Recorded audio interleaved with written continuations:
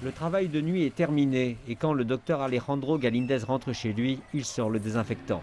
Il traite des patients atteints de la Covid-19 et veut être certain de ne pas ramener le virus chez lui auprès de sa mère âgée. Et même s'il est un travailleur de première ligne, il attend toujours d'être vacciné.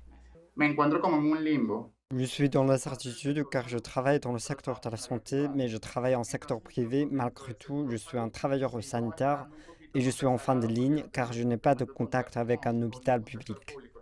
Le Venezuela a débuté son programme de vaccination en février, donnant la priorité aux docteurs, enseignants et employés du gouvernement. Mais les médecins privés font partie de ceux sur liste d'attente. Selon l'Académie vénézuélienne de médecine, moins de 1% de la population a été vaccinée. En l'état actuel des choses, le temps pour parvenir à l'immunité collective risque d'être extrêmement long et cela prendra beaucoup de temps. Cela pourra prendre des années, jusqu'à 10 ans pour y parvenir.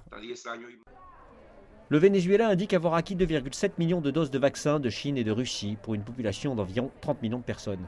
Il doit également recevoir des vaccins de l'initiative COVAX en juillet. Jusqu'à cette date, le nombre de doses disponibles au Venezuela est limité. Il y a des inquiétudes croissantes dans le pays de l'émergence d'un marché noir pour les vaccins où l'immunité a un prix. En avril, 4 personnes ont été placées en détention accusées d'avoir vendu illégalement des vaccins anti-Covid-19. Le président vénézuélien Nicolás Maduro s'est engagé dans une campagne de vaccination massive sans dévoiler tous les détails du programme.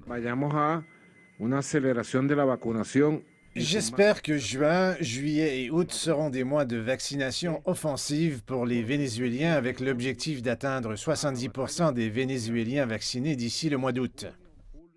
Pour de nombreux Vénézuéliens, la seule option est d'attendre. D'autres songent déjà à un plan B.